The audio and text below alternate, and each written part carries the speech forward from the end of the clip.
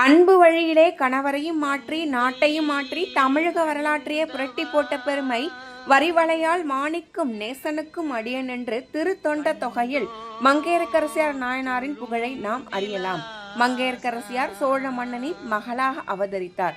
இவரின் இயற்பெயர் மாணி என்பதாகும். சோழ இளவரசியான இவர் சிறு வயது முதலே சிவபெருமானின் மீது பக்தியும் அன்பும் கொண்டிருந்தார். தம்முடைய சிந்தனைகள் மற்றும் எண்ணத்தை செலுத்தி சிவனடியார்களுக்கு திருத்தொண்டுகள் புரிவதில் ஈடுபட்டார்.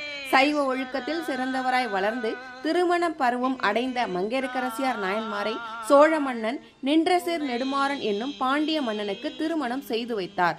அத்துடன் குலச்சிறையார் என்ற அறிவார்ந்த அமைச்சரையும் மதுரைக்கு அனுப்பி தன் மருமகனுக்கு ஆலோசனைகள் வழங்குமாறு அறிவுறுத்தினார். நின்றசீர் நெடுமாறன் சமண மதத்தின் மீது மோகம் கொண்டு சமண மதத்தை ஆதரித்தார்.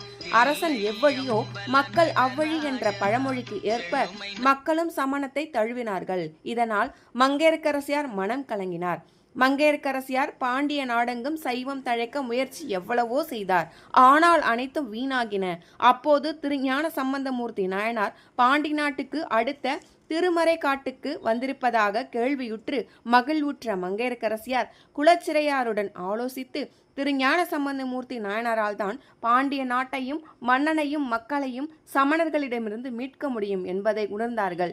எனவே திருஞான சம்பந்தமூர்த்தி நாயனாரிடம் இந்த செய்தியை சொல்லும்படி பாண்டிய நாட்டு தூதுவர்களிடம் மூலம் திருஞான சம்பந்தமூர்த்தி நாயனாரை சந்தித்து அரசன் ஒற்றவர் மூலமாக ஒன்றை அவரிடம் அளித்தனர். அச்செய்தியை படித்ததும் அவர்களின் நல்ல எண்ணத்தை புரிந்து கொண்ட திருஞான சம்பந்தமூர்த்தி நாயன்மாரும் பாண்டிய நாட்டிற்கு வருவதாக கூறினார். அச்சமயம் மங்கையர்க்கரசியார் அழைப்பை ஏற்று வந்த திருஞான சம்பந்தமூர்த்தி நாயன்மாருக்கு சமணர்கள் பலவிதமான இன்னல்களை கொடுத்ததும் அதையெல்லாம் பொருட்படுத்தாமல் எம்பெருமான் தடுத்தாட்கொண்டதையும் பாண்டிய மன்னனை வெப்பு நோய்க்கு உட்படுத்தி சமண குருமார்களால் குணப்படுத்த முடியாமல் இறுதியில் மங்கையர்க்கரசியார் அமைச்சர் குலச்சிறையார் வேண்டுகோளுக்கு இணங்க திருஞான சம்பந்தமூர்த்தி நாயனார் ஆலவாய் இறைவனை பணிந்து பாண்டியன் வெப்பு நோயை திருநீற்று பதிகம் பாடி தீர்த்து வைத்தார்.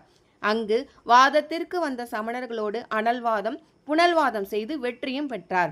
பாண்டி நாட்டு மக்களையும் சைவம் தழுவ செய்தார். மங்கையர்க்கரசியார் சிவபெருமானின் திருவருளினாலே நெடுங்காலம் குறைவிழா அரசாட்சி செய்து மன்னருக்கு துணை இருந்து மன்னரோடு சிவபதத்தை அடைந்தார். மங்கையர்க்கரசியார் நாயன்மாரின் குரு பூஜை சித்திரை மாதம் ரோகிணி நட்சத்திரமாகும். ஓம் சிவசிவ திருச்சிற்றம்பலம்.